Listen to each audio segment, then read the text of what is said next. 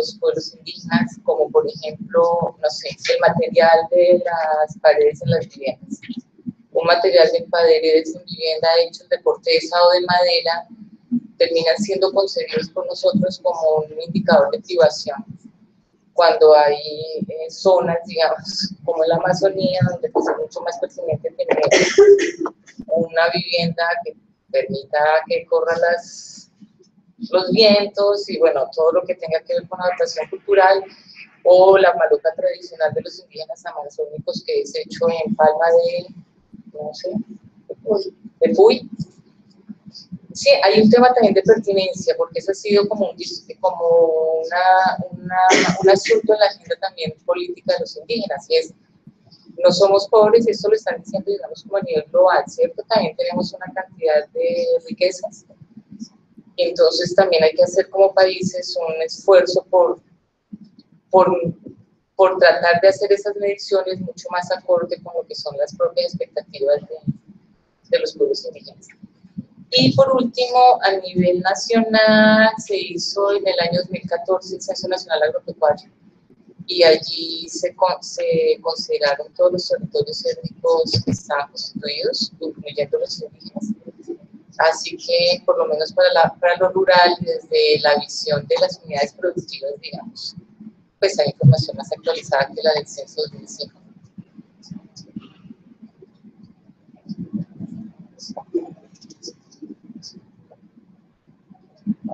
I now open the floor for general questions or questions related to this topic, comments, additions. We have another 15 minutes before the coffee, so it's your chance to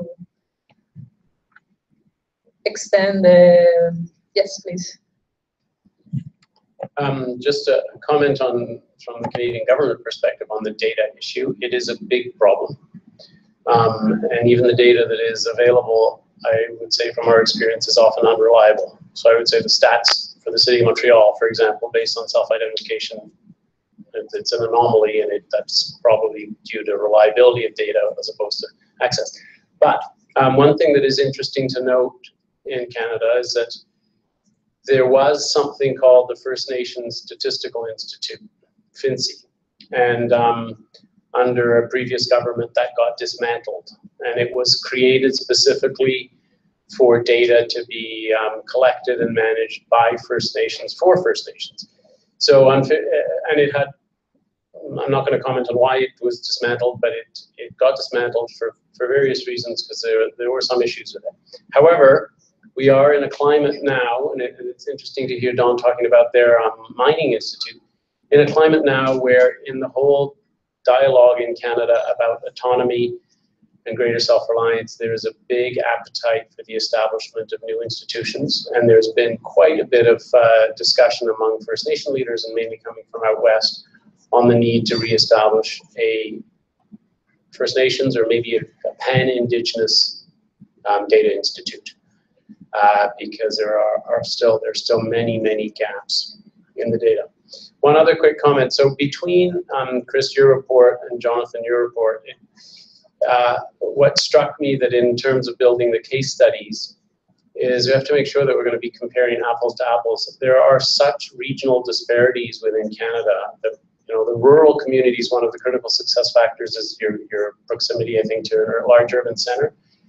We have to think about, you know, and Whitecap Dakota is a great example. Whitecap Dakota First Nation has thrived as a result of being fairly strategically geographically placed. So we just have to make sure that when we are looking at the case studies generally, that we are comparing like types of communities. Thanks.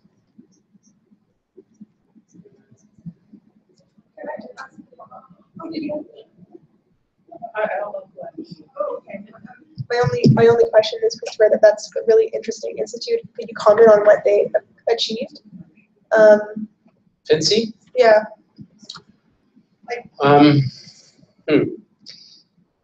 Well,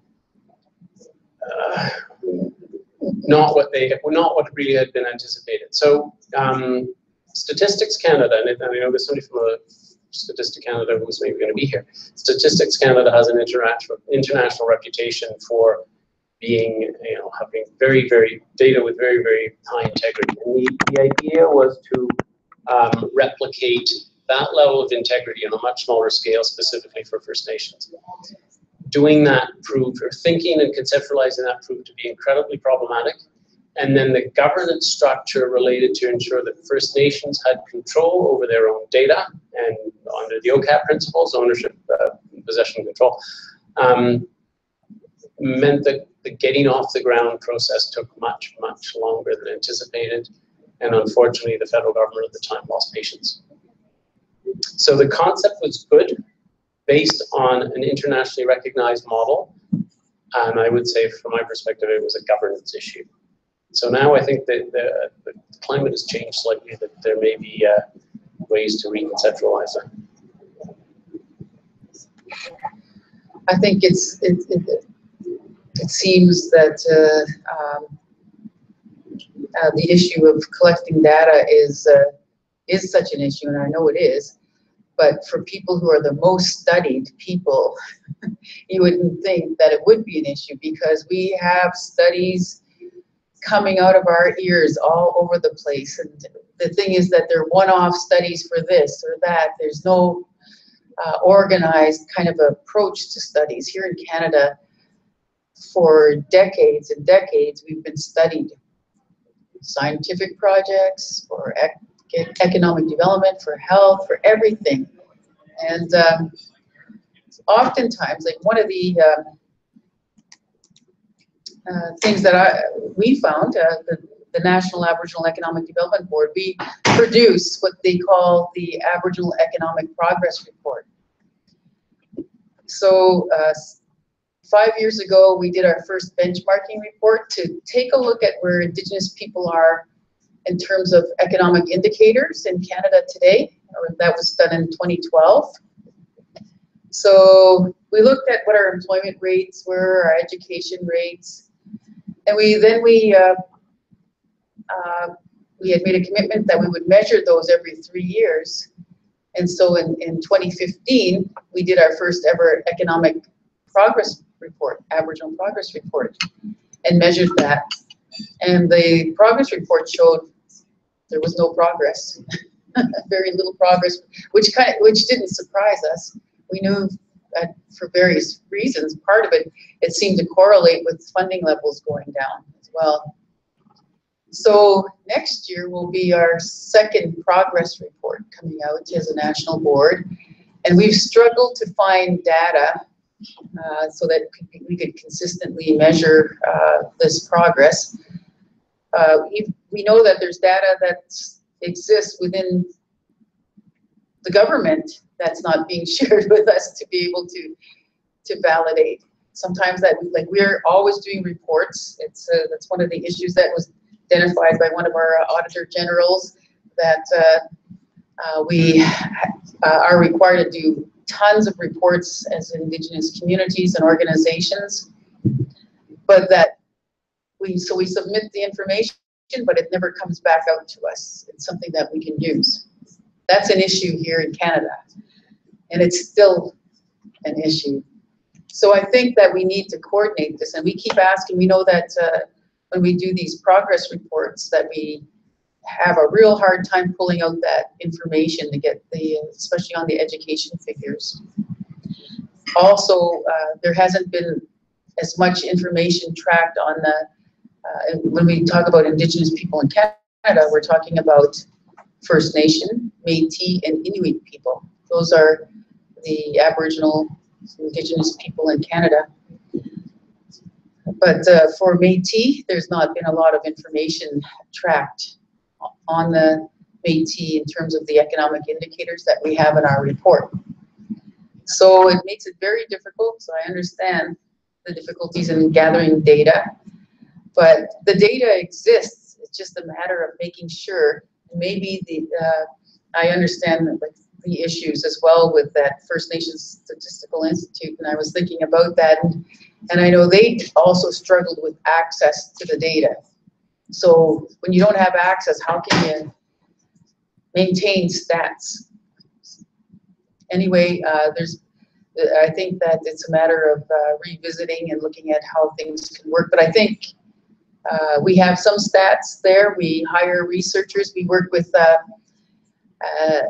Indigenous university academics to establish the indicators too. We brought together a team of people to help us with that and to verify the data as well, to look at it. So we wanted to bring people in who know this information and the sources and can help us with this. So that's been part of the process, which I think has been helpful. And I can tell you that our board has become known for those reports, and people are looking forward to the one coming up next year.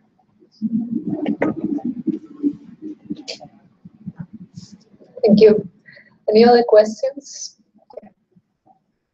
I mean, just from our perspective and the work we've done, I mean, the data issue is not something that's going to be fixed overnight, and it's going to take decades. So I mean, there's kind of the, you know, thinking about the big structural issues and then thinking about the kind of lower hanging fruit. And I think that's why we've really come at it from this case study perspective and getting these program examples. But our challenge in terms of doing comparative lessons is the very point you touched on, which is really contextualizing these examples and explaining why it works or why it doesn't work for international learning. And I think this will be a challenge for the work, you know, picking the case studies for this project, is really making sure that that international comparability fits and you're getting these lessons, right? So, yeah.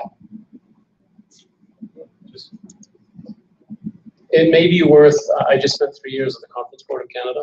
It may be worth talking to their data people who've done a lot of digging, and I can put you in touch with them, a lot of digging on comparability across countries, but mainly on what is effective Indigenous data in Canada and what is less reliable.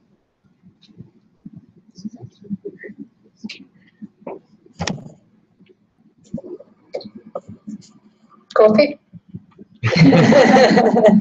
So we resume in 15 minutes. For now, coffee break.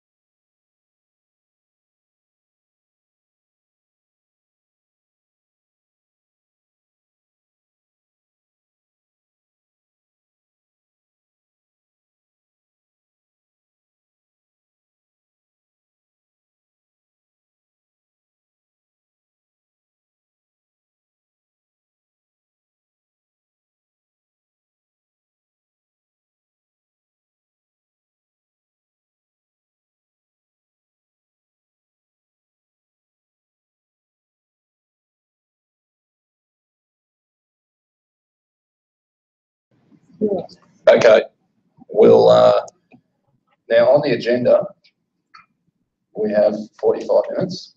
I don't think we have to go for 45 minutes. Got support on that. So I'm going to try and provide a summary and some observations that we have about today, and then people feel free to chip in and ask questions and about that, because today was really about information sharing. So it was about sharing stories, sharing expertise that can provide some guidance and input to the projects that we will implement. And we talked about the regional development framework, which the OECD has developed, which is based on the idea of how do you maximise the growth potential of different regions. It's based on assets, about how you realise those assets, and how communities can work in a bottom-up way together with government to make that happen. So at the start, we talked a bit about that framework, and we had a discussion. The themes that I had heard coming out of it was the importance of land and traditional knowledge related to land and the stewardship of natural resources. So obviously land is going to be a key part of this work. The other theme at that time, which has come up also during the day, was around data. So how we collect and use data, particularly at a community level, to develop better strategies, to select better projects that help deliver economic development outcomes. Third was around informed decision making. So how do you build capacity, provide technical support and leverage international agreements to achieve informed decision making, which again relates to the issue of land quite strongly. And we talked about some of the opportunities and assets that Indigenous communities have around tourism and food production and resource development, which is about leveraging those assets, but in a way which reinforces and helps build Indigenous language, culture, and decision making around the use of resources. Then we had a session on innovative projects, and the themes which Christopher summarised around, which I thought was a great summary of that session, around the need to have a vision for development, which is developed by communities, the importance of and the role of government in terms of providing support around planning and prioritisation and feasibility, and the provision of technical expertise to select projects and to implement projects, the importance of involving communities in the development process, and building on strengths and assets. So again, you can see common themes coming through in that session as well. And indeed, the research session also raised similar themes, and I think it can be sort of captured in one point, which is really about enabling bottom-up and innovative solutions. Now, that can be quite a broad term, which can mean everything, and it can mean nothing as well. But I think it also has big implications for how governments work, because governments traditionally do not like bottom-up and enabling innovative solutions, because government or traditional forms of bureaucratic government is you have one size fits all. You have government controlling, regulating the execution of policy. So you have seen a trend across countries of government shifting from a controller to a facilitator and an enabler. But this does have big implications for government, because it means about letting go of control, it means about decentralising responsibilities, it means about building capacity at a local level, and then creating new mechanisms for governments, different parts of governments and different levels of governments to work together in a coherent way at a local level, which is a challenge as well. And then we had an interesting discussion, which leads into tomorrow, about some of the methodological challenges related to research in this area, particularly around data. But I think, if you go back to first principles about research, the first thing is determining the right questions and that we want to answer. And tomorrow we're going to have a discussion about that, because you know, what you do is you develop questions, you review the literature, you develop some propositions which you can test. So I think we need to talk about what that looks like tomorrow, because if you follow that research process, it allows you to collect data, it allows you to test those propositions, and then to develop some generalised conclusions. So we just don't want to describe things that are happening, but we want to understand some of the causal factors and the why about what leads to successful outcomes in terms of Indigenous economic development. And now, if there are limitations around certain data, then we look at strategies like triangulation. We bring together different data sources where we have a survey instrument, so we'll collect data that way. We'll have workshops, we'll meet with people on mission. So it's about bringing together those different data sources to develop conclusions which are robust and again, help us understand why things happen. The other thing that we really want to do in this research is apply an action research methodology, so where you produce knowledge through the interaction of different actors involved in the research process, which is in a way what we're doing here today. So I think it's very important through things like the workshops that we hold, that we see that as part of the data collection process. And also part of the process in terms of empowering people with new information and new knowledge that they can use. We also had an interesting discussion about case study selection, and yes, we do have to be very careful about the case studies that we select, and again, it relates back to the questions that we ask. So if our study focuses in on rural areas, for example, if we're looking at communities that have made a successful transition or have made a transition in spite of the conditions within which they are located or situated, and that can help us narrow down the selection of case studies. But I agree, we need some criteria, some clear criteria to select them and to make sure that it supports the kinds of questions that we're trying to answer. So that's my summary of today. I'm not sure if anyone else has any observations they would like to make. And just to note that tomorrow what we'll move into is more about how we make this happen. So today, again, was about information sharing. Tomorrow is about how we make it happen. So, and lastly, I will thank you all for your time and contribution today, because it's been a long day, but it's been a very informative day from our point of view. So thank you.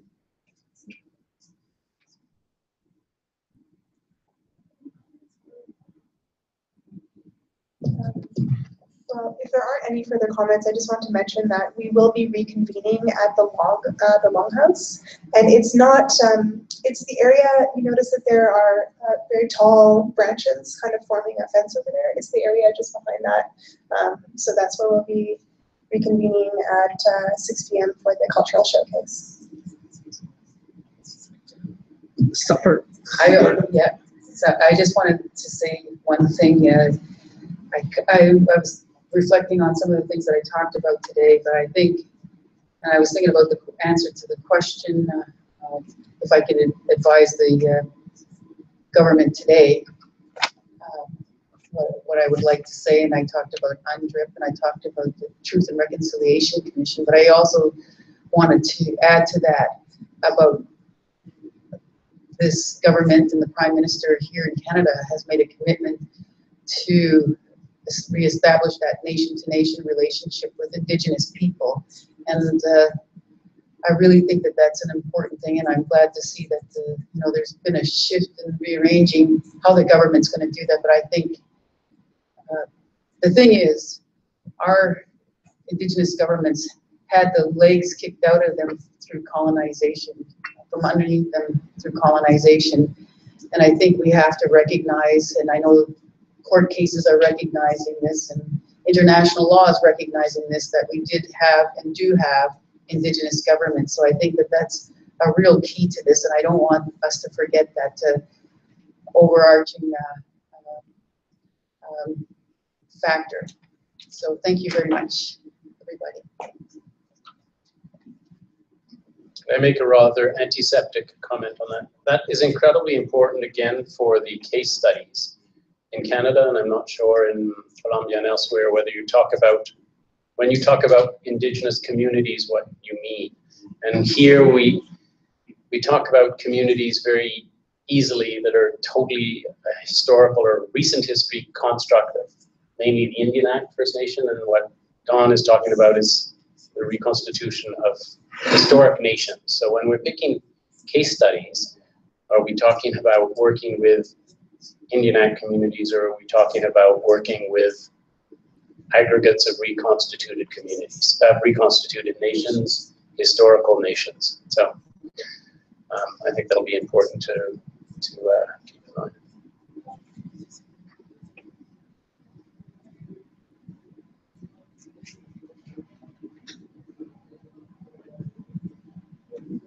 All right,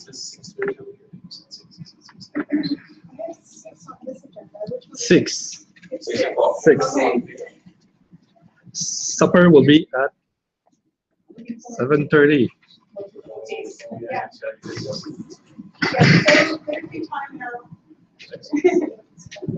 Thank you.